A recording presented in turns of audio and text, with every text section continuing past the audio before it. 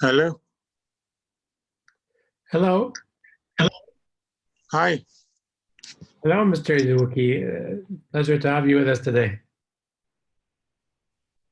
Say again, sorry. Good afternoon, sir. Hi, Alamide. How are you? Good afternoon. Okay, we can see you well, we can hear you well. We'll give our attendees a few more minutes to join, and then we'll kick off right at 12 o'clock. No problem at all. Nexford's CEO and founder, Mr. Fado Altarzi, as well. So the three of us will be panelists. Hello, it's our pleasure to meet you. Thank you for taking the time today. Yeah, it's a pleasure. Olamide has been on me, so.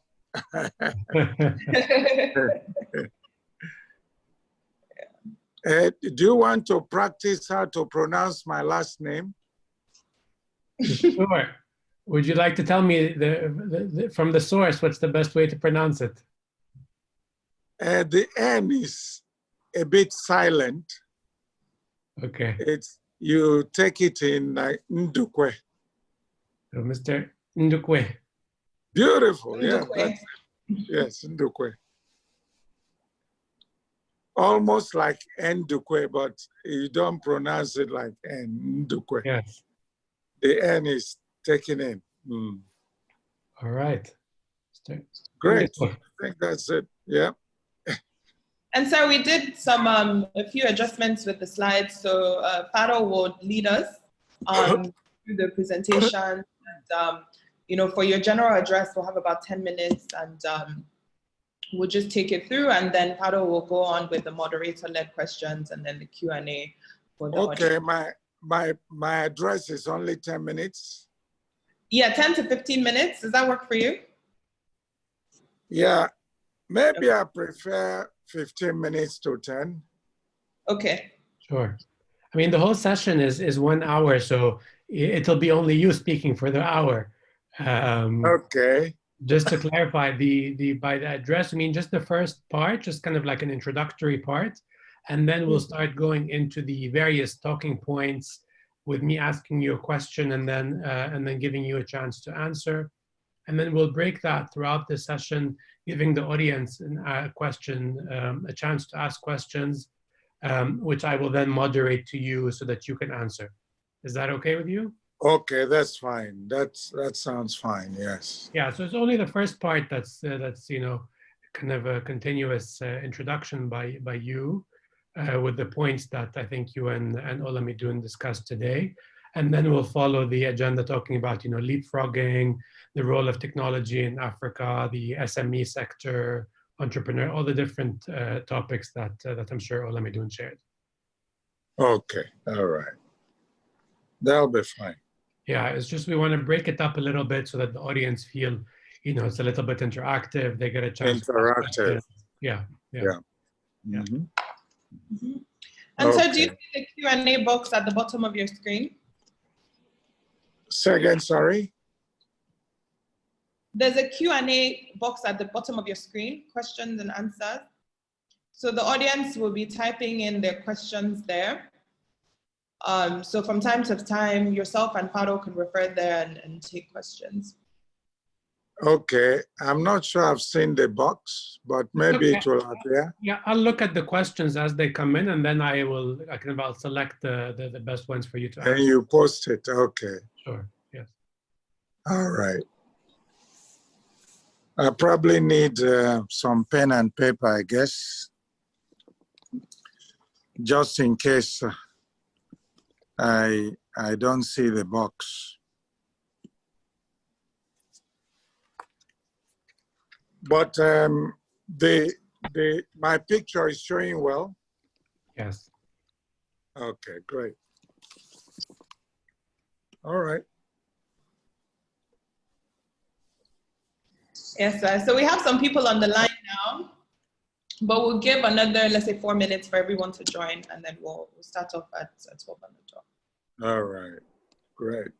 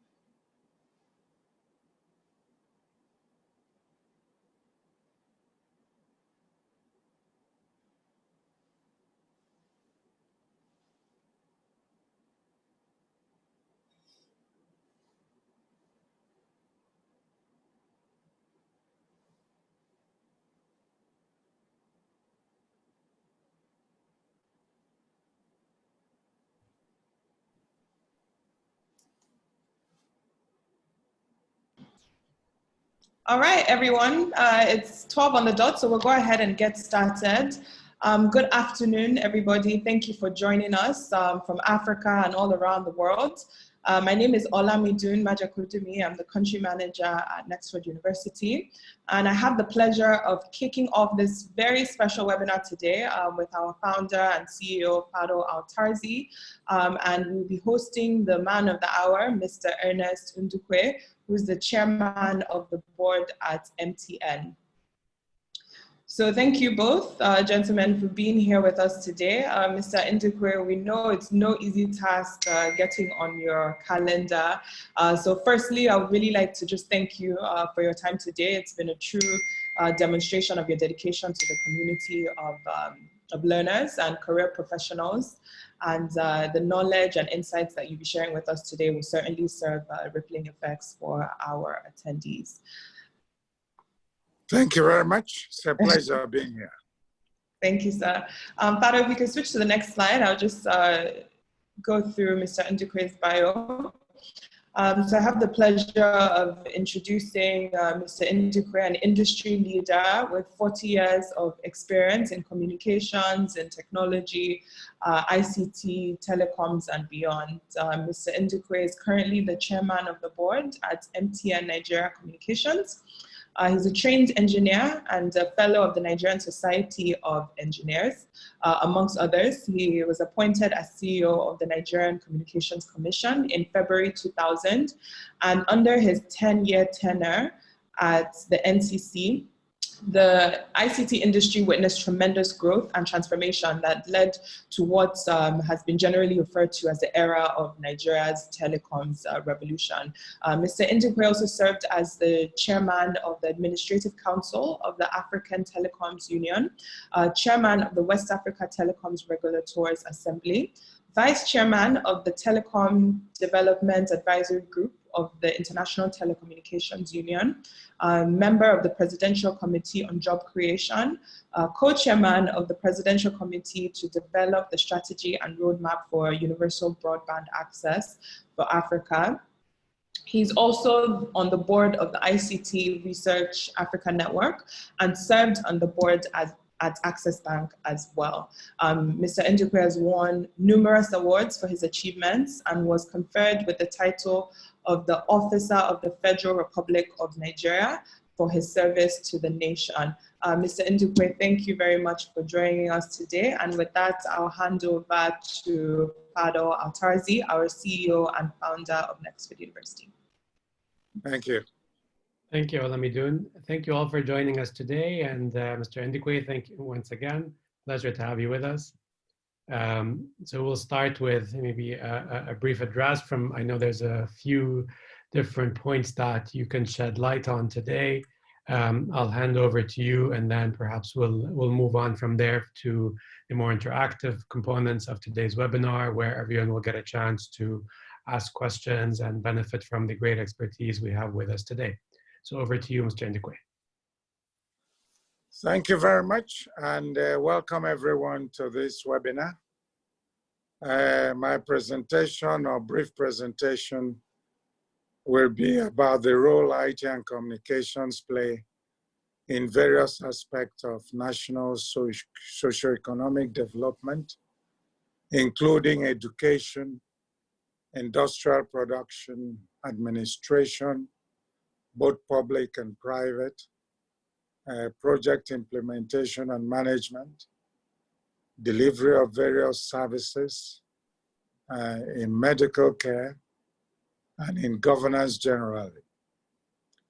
I will also try to discuss the role of IT and communications in the advancement of nations, because nearly all aspects of human endeavor currently depend on it. IT and communications are commonly referred to as the infrastructure of infrastructures. And I'll therefore like to position IT and communications as a set of technological tools and resources used to create, access, retrieve, disseminate, store, manage, and communicate information in a digital form. Of course, these tools and resources will include items such as computers, cloud storage systems, cell phones and cell phone towers, fiber optic cables, satellite communication systems, of course, video conferencing software, wireless networks, radio, television, and the internet. Even more recently, areas such as artificial intelligence and robotics, and so on and so forth. So this topic about IT and communications may be difficult to position on its own, considering that the concepts, methods, and tools in IT and communications are steadily changing on an almost daily basis.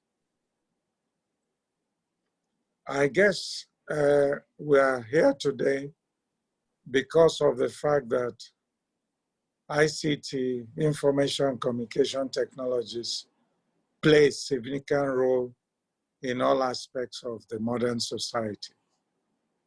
IT and communications have changed the ways in which we communicate with each other, how we search for and retrieve information, how we work and conduct business, how we interact with government agencies, and how we manage our business and social lives generally.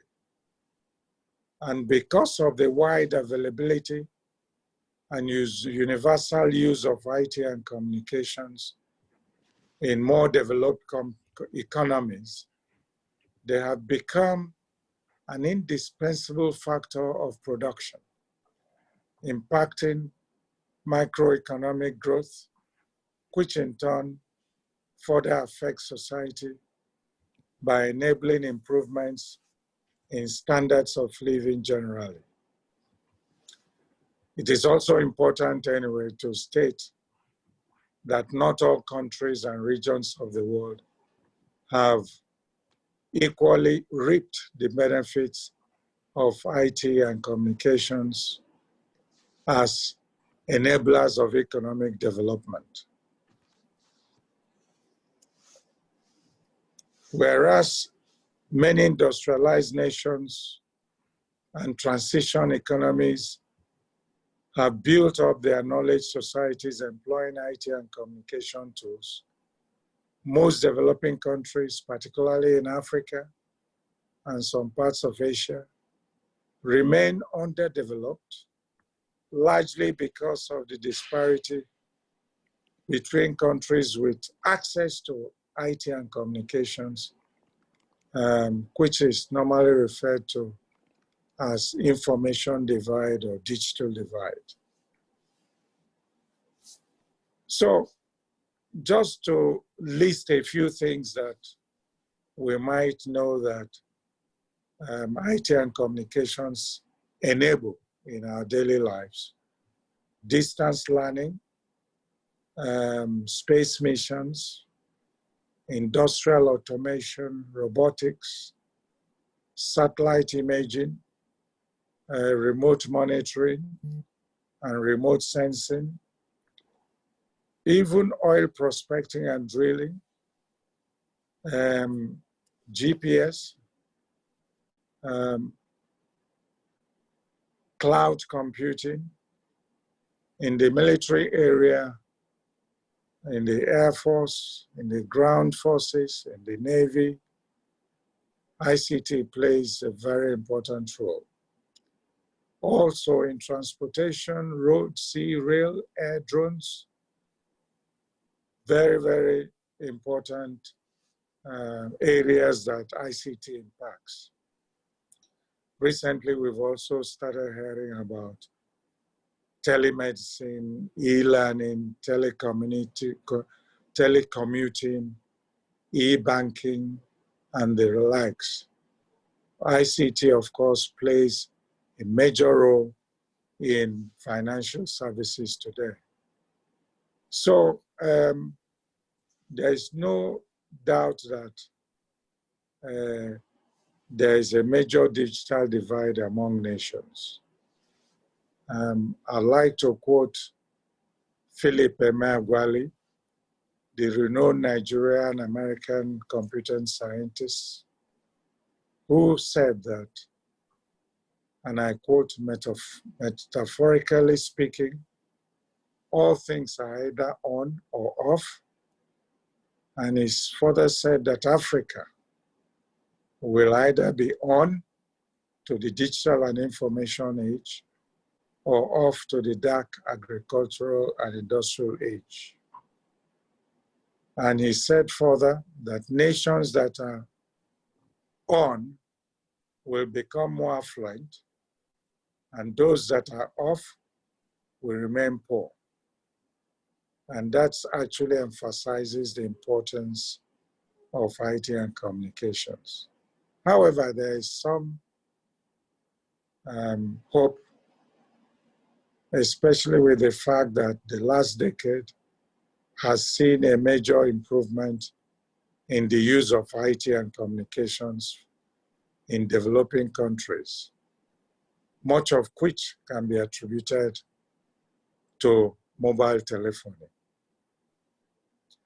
The wide availability of mobile phones has become an enabler and has impacted the lives of almost everyone on the planet, even in poorer communities and countries in which IT and communications have previously been lacking. At this point, I'd like to spend a few minutes discussing the next big thing in wireless technology space, which is the 5G revolution. As you might know, every subsequent generation of wireless networks usually delivers faster speed and more functionalities for our mobile phones. We started with 1G, moved on to 2G, then 3G, and 4G, and now we're talking about 5G. 2G just enabled text messaging and some digital applications. 3G enabled online data and internet on mobile. And 4G was a major improvement from 3G and enabled over 10 times higher data speeds compared to 3G. Today, as more and more users come online, it's been speculated that 4G networks are fast approaching their limits, with respect to how much capacity and speed that it can handle. 5G networks will be able to handle up to 1,000 times the traffic of today's 4G networks and about 10 to 100 times faster speeds than 4G LTE that we all used to today. For instance, downloading a high-definition movie can be done in less than a second, or a fraction of a second with 5G. So today there is a global race of who to be the first to roll out the best 5G network. Countries that want to stay competitive in the global economy are adapting to 5G technology at an increasing rapid pace. As some of you might have heard, President Donald Trump of the United States sometime last year declared that 5G is a race that the United States of America must win. Of course, American companies have been known in the past to lead in terms of development and deployment of wireless communication technologies. But that's no more the case today. South Korea, China, and of course the United States are the countries that lead the world in building and deploying the 5G technology. So what then is the promise of 5G? 5G is the next wave of technological foundation for growth of smart cities, smart homes, Internet of Things, of course, advancement in self-driving cars, virtual and augmented reality, robotic surgery, robotic industrial uses, wireless networks and wireless applications of advanced nature, smart factories, and other exciting uses, all thanks to the much faster connection of 5G and the low latency that it also provides. So, as many more devices connect to the internet, the need for the high speed of 5G networks becomes more critical. Even smaller countries like Sweden, Turkey, Estonia have also taken significant steps to make 5G networks commonly available to their citizens. One would ask, what then is at stake in 5G race? According to the estimate published in an Informa Tech research paper, 5G technology could be responsible for over 22 million jobs and about $13 trillion of global economy output by the year 2035. So I thought it was important to discuss the future generation of this technology at this presentation. Of course, developing countries, especially in Africa, may not be early adopters of 5G, but must eventually join the race in order not to continue to widen the digital gap. All sectors, and I would like to say in my concluding remarks that all sectors of the economy in any country, including trading, manufacturing, multifarious services, culture, entertainment, education, medical, transportation, banking, and financial services, industries and industrial manufacturing depend heavily on information and communications technologies as enablers. And this will be the same for the foreseeable future. I think I'll end this initial remarks here. Thank you very much. Thank you very much for that fantastic introduction and remarks. 5G is definitely a hot topic being discussed, all across the world. And I think it's a great kind of segue to our next point, which is, leapfrogging development. So from your perspective and kind of your vantage point, Mr. Ndukwe, what would you, or how would you define leapfrogging development to our attendees today? It's a term that we hear all the time on CNN and across media around the world, talking about the opportunity Africa has and African youth have, in the sense that, Africa doesn't need to repeat the mistakes that other countries around the world have made, and has a unique opportunity, partially thanks to technology that you so thoroughly explained earlier, to leapfrog development. So could you maybe just tell us from your perspective, what is the opportunity out there, and what does leapfrogging development actually mean? Thank you very much.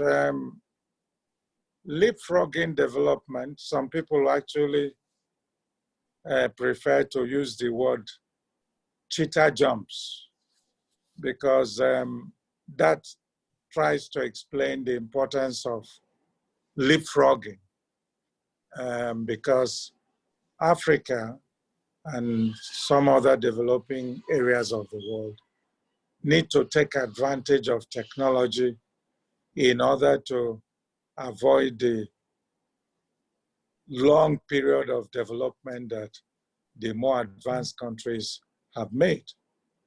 And I will illustrate this by giving an example of countries like Korea and China, which come to my mind immediately. That these countries have taken advantage of the enormous opportunities that ICT provides in order to leapfrog development. When the internet came, the Chinese took advantage of it to the fullest. And what did they do? They decided to invest a lot in education of their people. And that is very, very important. Education of people in modern technology is so critical to that leapfrogging. And same thing happened in Korea and in some countries that are in transition today, because the greatest manpower for any nation is its people. And once people are well educated and well informed, so much can happen. I give you an example even with the Nigerian situation, where before we opened up the telecom industry in Nigeria from 2001, many companies like the card companies like MasterCard,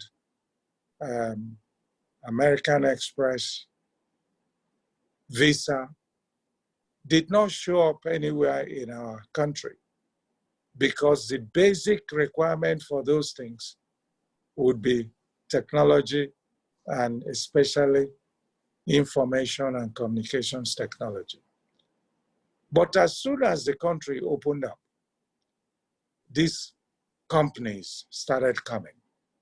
And of course, the market took advantage of it and expanded. And today, there are a number of companies in Nigeria who are actually competing with MasterCard and Visa for the Nigerian market. And these are locally developed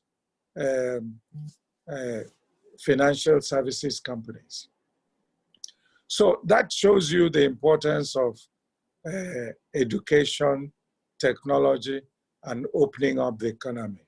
So I think in order to leapfrog, we all need to put a lot of emphasis on the education of our people, And secondly, in opening up the market to embrace new technologies that are coming in, and as well as not wait, because sometimes you hear things like, we will develop at our own pace. That is a very, very old and archaic thinking, that today people can actually be very important contributors to global development, even at a very early stage of development of the country. Right. Thank you. Thank you. So let's take a quick question from the audience. One of our attendees today was asking about health risks associated with the deployment of 5G. Are there any specific health risks? That's a very important question and has been trending around the world recently, largely because 5G is more of a revolution than an evolution. The other stages of development of the mobile telephony has been within some frequency ranges that are in the lower frequency ranges of the electromagnetic spectrum. But 5G, because of the massive bandwidth that is required, scientists and technologists started looking at the higher frequencies. And we're talking about millimeter waves now in terms of deployment of 5G. And people are now afraid about the effect of millimeter waves on human body and on animals and on vegetation and things like that. But I have a word of consolation for everybody. The truth is that no network will be deployed anywhere in the world without all the safety precautions being taken into consideration. The same thing happened, the same fears happened when the earlier generations of technology came on stream. Even when 3G came on stream, many people were afraid of seeing communication towers near their homes. And the truth is that those towers are just put there because you needed some high elevation for the antennas. And the antennas are very small things that stay at the top of the tower. And the truth is that that is the only radiating part of the whole metallic thing that you see that you call a communication tower. All those things, the metals you see, are only there like a multi-story building that you want to put an antenna on top of it. The whole body of the building does not radiate any signal. So people erroneously were always afraid of having towers near them, that those who governments had to intervene in some areas and make sure that those things were disabused and that needed technology is actually installed for the use of the people. I can assure everyone that 5G will only be installed and used when it's very safe for human use and human consumption. Number two is that the radiated power is much, much lower than even what is being radiated with 4G today. So the power is such infinitesimal that it will not affect the human body in any way or form. and that even those that are installing those things don't want to die. The truth is that it will not be deployed globally and across countries if the safety of those installations will not be guaranteed for human consumption. At least I will not be happy with it. And I'm sure all the telecom companies around the world will not put human beings in harm's way because of technology. Because at the end of the day, any technology that is deployed is only so deployed in order to meet the demands of the user and nothing else. And if 5G meets the demands of the users in terms of use and safety, then it will be deployed. If not, it will not be deployed anywhere. Thank you very much. Great. So we're getting a lot of questions on, lots of different facets of 5G, but let me try to summarize maybe a few of them. So, one part of the question is youth in Nigeria and across Africa, how can they kind of well position themselves to benefit from the opportunity that's going to be created? So you talked about 22 million jobs earlier being created, as well as trillions of dollars in economic impact. So how can they position themselves to benefit from that? And then the second part of that question, we're getting a lot of follow-ups on the agricultural sector specifically, whether it's in terms of small farms or larger farms. How can the agriculture sector specifically position itself to benefit from 5G technology specifically? Okay, thank you very much. It all borders on what I had said previously about the fact that we need to continue the aspect of trying to leapfrog. The truth is that we cannot do that by resisting the deployment of technology in our various communities. I give you an example. I take Lagos for example, Lagos, Nigeria. There was a time that companies offered to blanket the whole of Lagos with optic fiber cable. Lagos would have been a major hub for ICT today if the leaders at that time were not myopic and could not, leaders at that time could not see the future of technology. So sometimes regulation can be a deterrent to expansion of technology in various places. And I tell you, that is still happening till today, because many countries in Africa, there is still that resistance to embracing technology. And once you do that, if you don't have technology in the rural areas, you can have rural areas developing.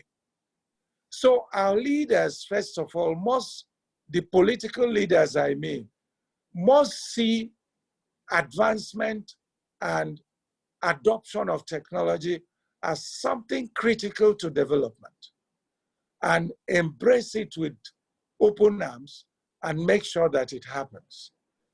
Any resistance by way of regulation, and let me also mention that regulation is not just regulation in form of regulation, but the fact that some governments see deployment of technology as a means of extracting money from operating companies ahead of the deployment being done. And what we always try to advise is that make your money from taxation, when the technology is deployed and money is being made from the deployment of technology. But don't make your money by resisting the deployment of technology or charging exorbitant fees for deployment of technology, especially in the rural areas. For instance, if you have a telecom tower in a rural area, because there are only few people there, the amount of revenue that can be made from that tower is so small that if you have to pay government first before you deploy a tower in a rural environment, then you have to check your cost-benefit analysis. And quite often, the company will decide not to deploy in that rural environment because of the upfront money that the various governments at the local level are trying to extract from that company.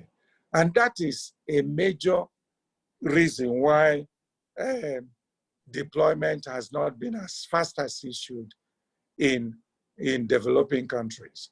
And I think to answer the question about how do we position to take advantage, we have to position by making sure that our regulatory bodies understand the importance of technology and technology adoption, and our governments see technology companies not as ATMs, but as partners in development and progress. Sure. That they need to embrace and encourage and invite and give incentives to spend their monies in order to install these technologies.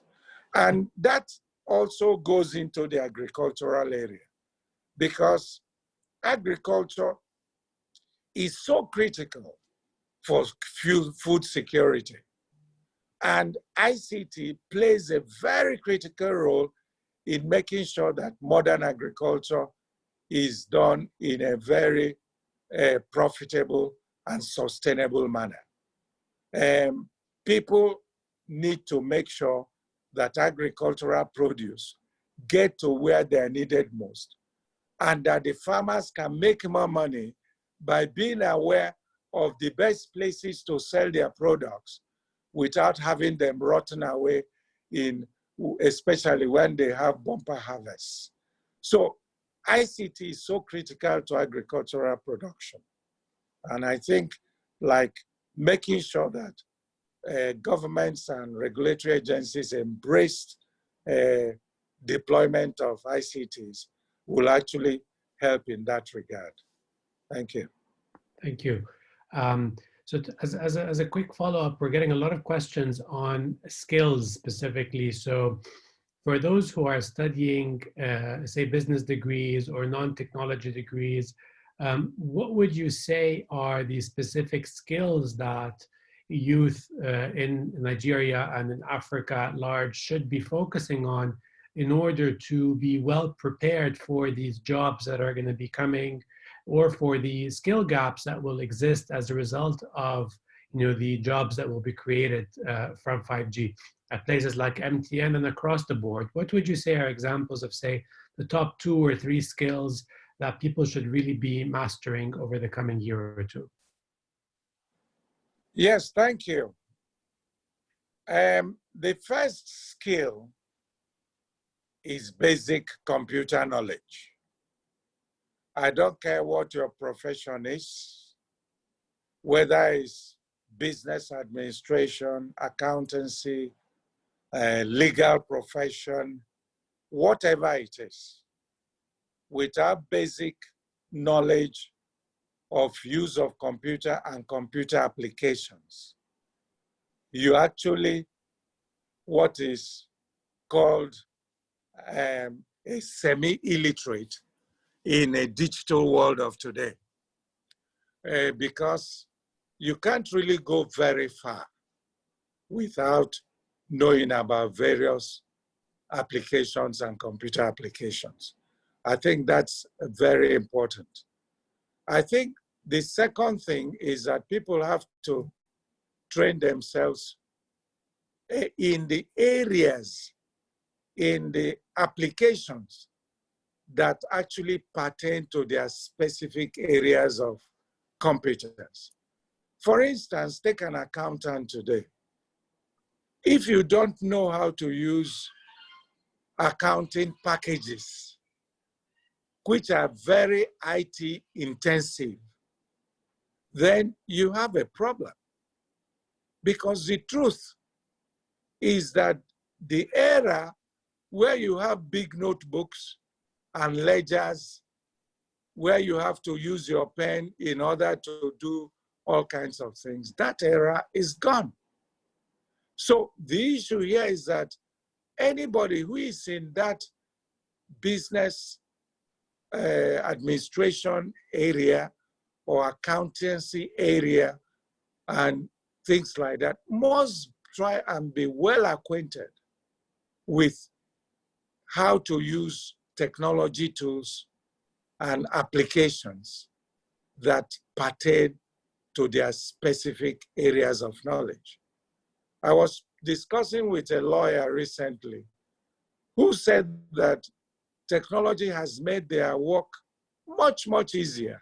That even when they're in court and matters are being discussed, that they're able to refer to the internet and download the relevant cases that pertain to the particular subject that is being discussed.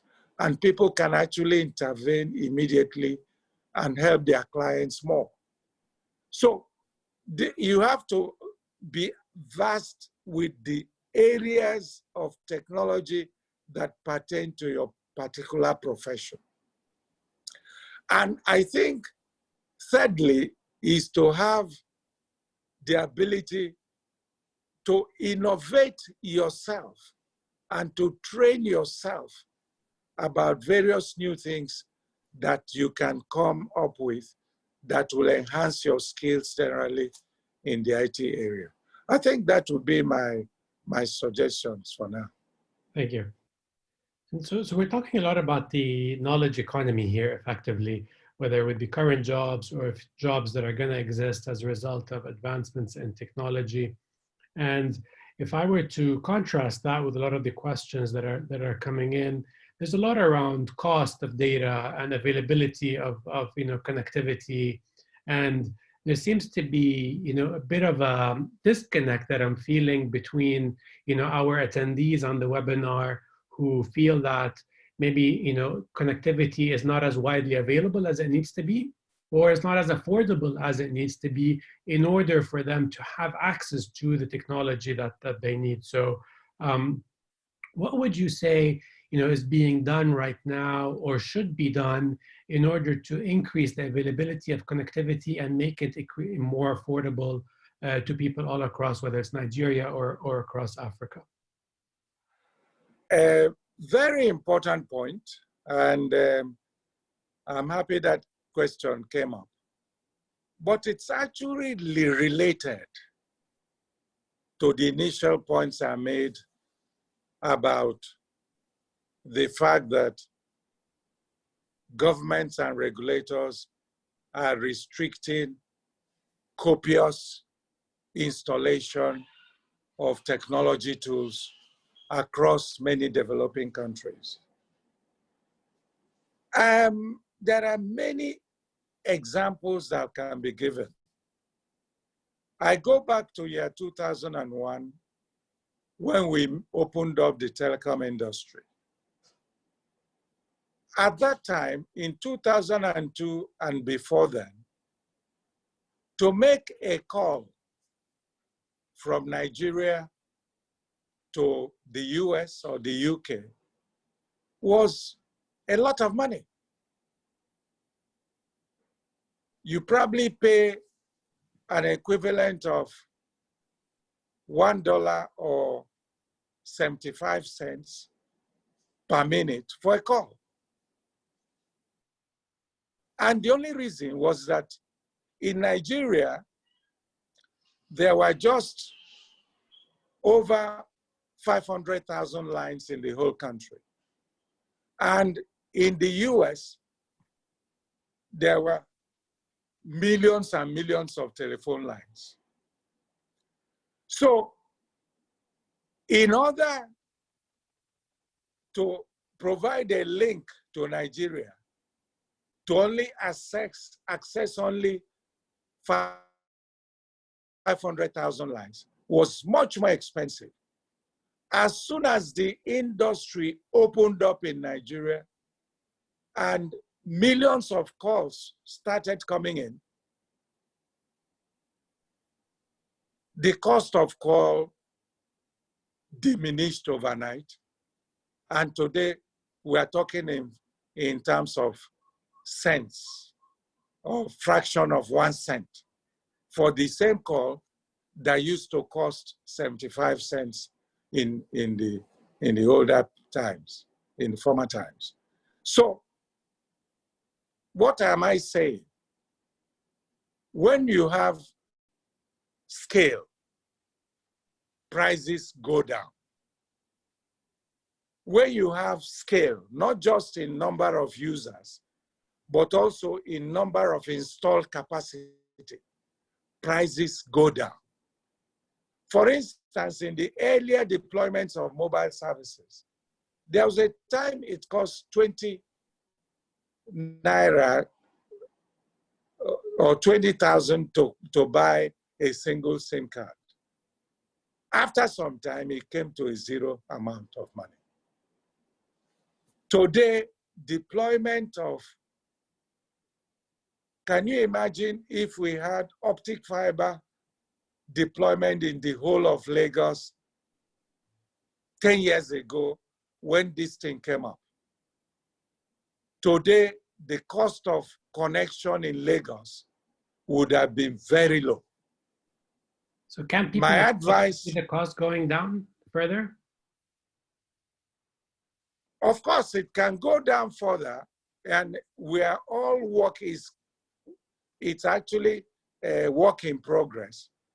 It will go down further and faster when more spectrum is deployed and more installations are put in place, because scale is very much responsible for deployment. It's unfortunate that those who require low prices are those who have to pay the higher prices, all because of the fact that scale has been a problem and cost of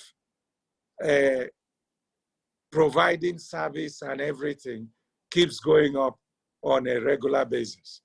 And as far as I'm concerned, it must be said that companies must try as much as possible to scale up their installations and make sure that prices go as low as possible in order to meet the needs of the people.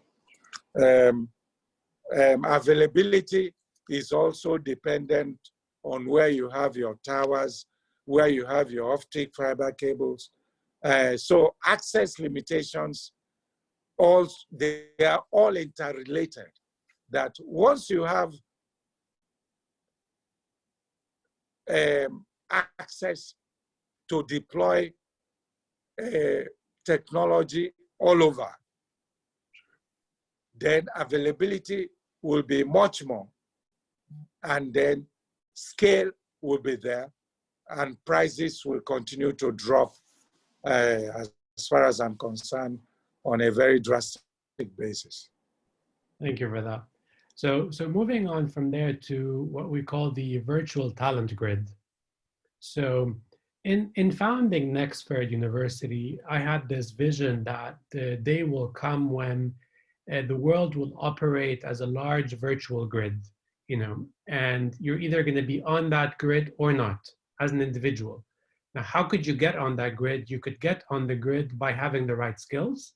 And of course, you need the connectivity in order to get on the grid in the first place. You have the technology, yes. Yes. So people will then be able to access jobs around the world, regardless of their physical location. So we all know that Nigeria has a significant unemployment challenge, just like many other countries in sub-Saharan Africa, and relying on the local economy to create enough jobs to meet youth demand has proven challenging and will likely continue to be challenging.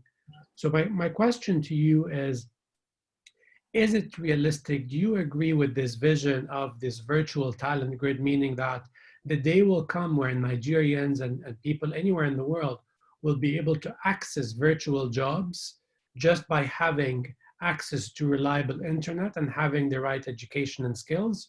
Or will their location continue to kind of inhibit their ability to actually accessing these jobs? Will they have to continue to immigrate, to move to Canada, to Australia, to the US to find jobs? Or will the day come when people will have millions of jobs just from their home countries, regardless of the local economy? Thank you very much.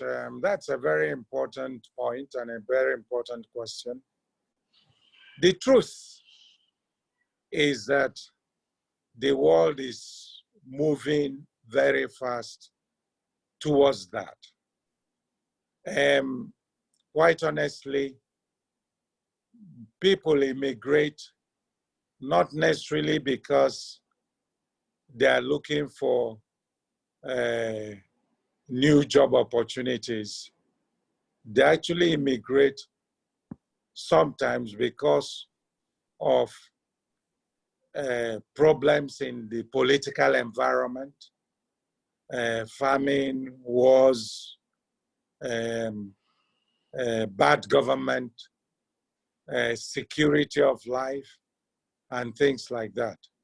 But going back to what you've said, it is already happening in Nigeria that many of our people are actually taking advantage of job positions around the world. And the fundamental tools and requirements for that to happen would be good and solid education, which will make the person have the required skill and background to be in demand by people around the world. Secondly, orientation of the individual to the fact that for me, I'm saying for the individual now, he's not just sitting and looking for somebody to employ him. Sees himself as self-employed and that he's self-employed on a global basis, that he can always find places where his skill sets are required. And quite honestly, it is also true that some of these countries you've mentioned are actually attracting people themselves to immigrate to their countries because they're also short of some of those skills in their local environment to be able to man some of the critical areas that they are concentrating on at that particular time. So I think your vision is very much on point, that the world is virtually moving into that area where people will be able to employ themselves, be it on not the traditional way that people are used to working for companies for several years. People talk about gig economies today. And the truth is that younger people enjoy the flexibility of having to be able to work for themselves and be able to dictate how much hours they put into a job. But you can only do that when you have specialized skills or skills that are in demand by people. So education has a lot to play. And I guess that's what Nexford University is aiming for. And other lower level institutions who are looking at craftsmen and those who can do certain things with their hands would also be able to employ themselves and dictate where they work and how they work.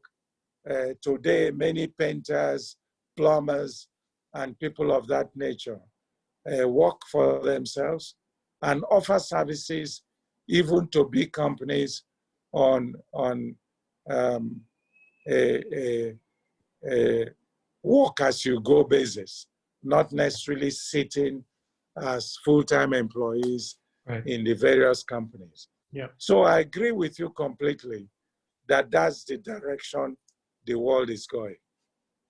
So thank you for that. So yeah, like you indicated, that's exactly what we try to do at Nexford, providing people with that online education, in order to equip them with the skills that they need to access these jobs, regardless of where they are, whether it's through, an online degree or online course or an online certificate.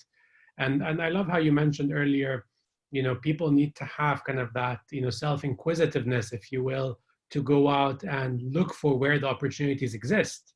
Well, these may be jobs, they may not be.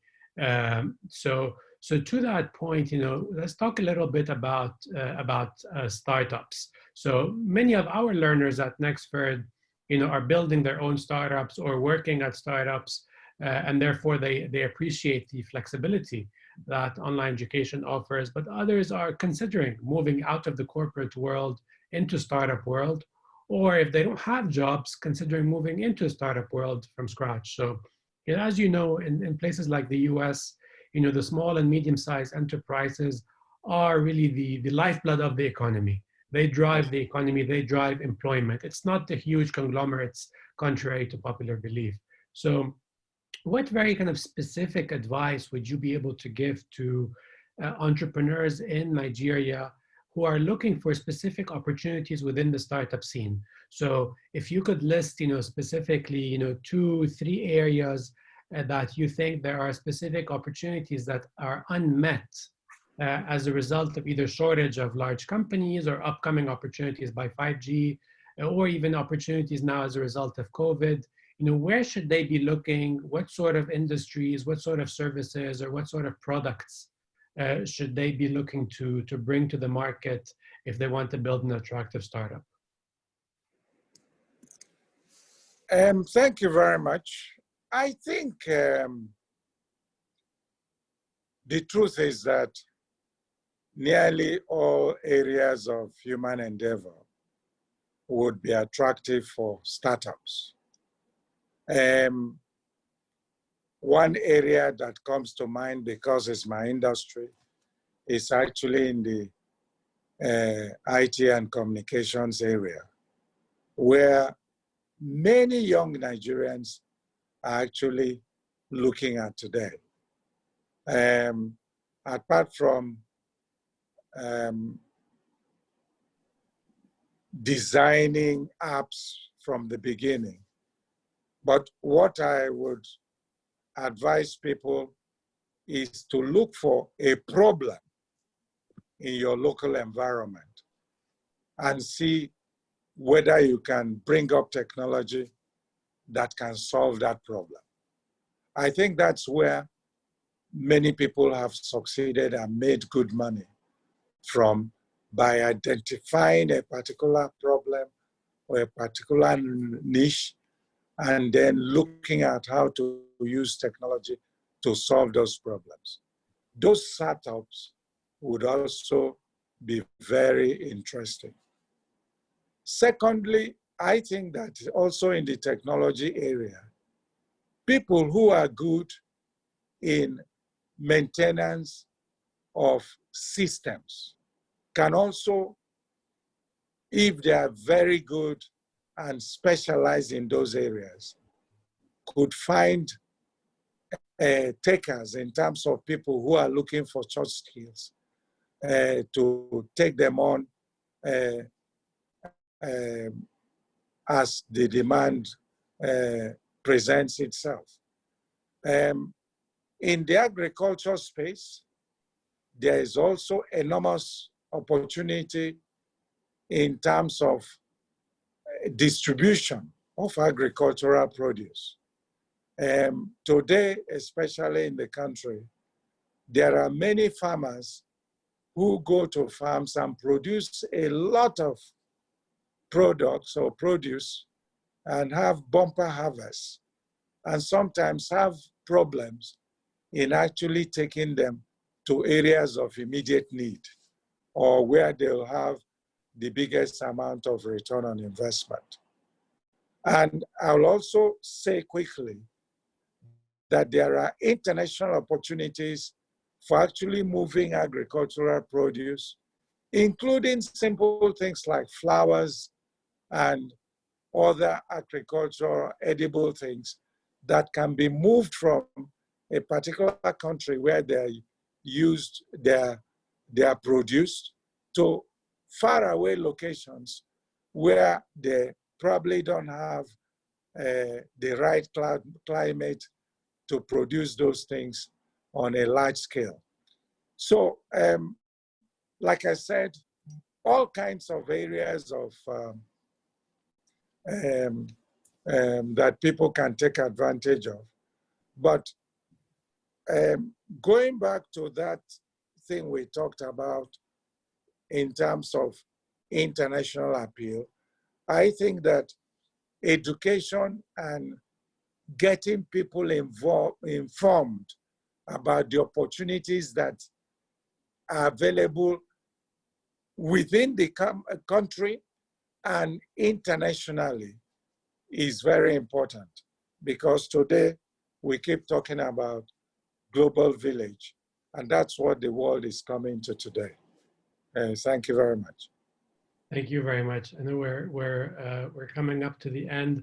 I'll just ask you one more question before we wrap up, which is on future readiness. So we have a lot of of our attendees today, whether it be it employees at medium or large companies across Nigeria, who want to add value to their companies, want to add more value than what they're adding now. Some of them are learning with Nexford, others are not. So the question is, how could they help their organizations prepare for future crises? So in the past, things like just-in-time management used to be a huge kind of subject within the management studies. Today, the world's moving to just-in-case management. So what would you advise in terms of the skills or the mindset that employees should adopt in order to help their organizations be prepared for future pandemics or future crises? COVID's going to come and go. There's going to be future versions of COVID or maybe other crises in the future. How can we be more ready to address such crises in the future? Thank you very much. I think mindset plays a critical role. And I would actually suggest that employers and startup businesses must see themselves as people who need to be nimble all the time. Let me start by employees. In large organizations like the one I chair, like MTN, we actually ensure that there is democratic principles as far as thinking is concerned. People need to be encouraged to bring in new ideas and prepare themselves and see themselves not just as employees, but as part owners and part stakeholders. It may not necessarily be owners, but stakeholders in the business, because the biggest stakeholder of any business are the people that work for that employment or that company. So it's so important that that mindset is embedded in the staff generally. And being nimble and being able to adapt easily is so critical. For instance, many companies found it difficult to be able to transit to working from home when this COVID-19 lockdown started. But those companies that are nimble were able to immediately, take advantage of the technology resources they already had or they know about to be able to adapt fast enough for the employees to be able to work from home. Of course, technology plays a very important role in this regard. And that's why I say companies, no matter the area of specialization they are in, whether in business administration, in a legal firm, in any type of business endeavor, must embrace technology and must have a component of technology in their processes such that they're able to adapt very easily to changing times. And of course, who knows what else will come in the future? Is that mindset of the ability to be nimble that makes it easy for people to adapt more easily when there is one crisis or the other. But I took the word mindset from what you said, which is a very critical issue in this whole question of being able to adapt easily. Thank you very much. Thank you very much, Sir. I think that was very insightful. I know your time is precious. We've taken a bit more than an hour with you. So thank you again for being with us today. If you don't mind, I'll just hand over to my colleague, Ola Midun. I know a lot of people are asking about, MTN data, specifically, how can we access more data from MTN? And so I'll let her kind of conclude with that. Thank you once again for sharing your insights and your valuable time. Thank you, sir, again for your time. Thank you. Enjoyed having you with us and really gathered a lot of insights and knowledge from you. So thank you. And so all of us asking about what to do next with Nexford. So if there's any new joiners on the line, we're excited to announce that for a limited period, you can now receive 45 gigabytes worth of data on the MTN network. We understand that this period, amidst the lockdowns and stay-at-home orders, that we're consuming more data, and a lot of us are leveraging our online communities a bit more. So our goal at Nexford, to lower barriers to education and enable better accessibility, we'll be offering this data bundles for new joiners. And if you'd like to learn more or take advantage of this, please visit nexford.org/MTN. And with that, I will hand over to Fado and Mr. Ndukwe as well for any final closing words. Thank you all for your time. Thank you. Thank you, Ola. I mean, really quickly from my side, I think the key takeaways from me is, people in Nigeria and across Africa have an opportunity to reskill and upskill themselves regardless of, local government regulations, regardless of local government bureaucracy, and regardless of the challenges that they're faced. The key ultimately to their future prosperity is education. Once they're educated, they will have access to current and future opportunities. 5G is definitely going to be an accelerator to bringing more and more opportunities in the market, both local and international ones. A particular one, Mr. Ndukwe specifically highlighted, was the agricultural sector opportunity. There seems to be a significant opportunity there to use technology specifically in the agriculture sector, but I'm sure there are many others. And it's that innovation and that ingenuity that people need to have in going out and looking for opportunities and striving. It does sound difficult, but nothing comes easy fundamentally. What companies like MTN are doing, and of course Nexford to a much smaller extent, is providing the infrastructure that will allow people to, or enable people to move forward in life, but it's up to you to really push yourself. Any final remarks from Mr. Ndukwe? Yeah, very much so. I think my final remark is that MTN as a company will continue to support because MTN, as you know, is a company that is in about 19 countries around Africa, and Nigeria is just one of them. And in those locations, we tend to support education and personal improvements of individual.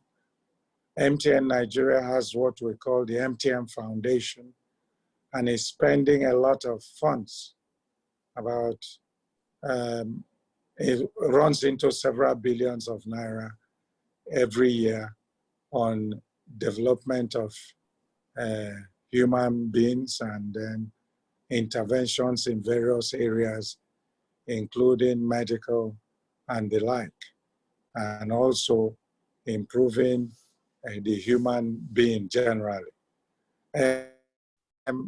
For this COVID-19, I think Olamide has given some idea about some interventions that MTN is doing. We're also zero rating access to some health websites around the country and even internationally to enable people to be able to access those sites without having to think of how much it will cost them to do that. Of course, we also offer, apart from free data in some respects, we also offer free calls for voice, especially to the disenfranchised groups. Some of them don't even have access to smartphones and smart devices that can access that data. So we'll continue to do our best. And like is already said so many times today, education, education, and education is the key. And people, even on a private basis, must always strive to improve themselves and do whatever is necessary to make them employable internationally and have the required skills and the required training that will make them attractive to people, not just in their home countries, but around the world. And I think that's my closing remark in that regard. Thank you very much. It's a pleasure being part of this exciting session. Thank you very much. Thank you everyone for attending as well. Stay tuned for future webinars. Thank you. Thank you. Bye. Thank you, everyone. Bye.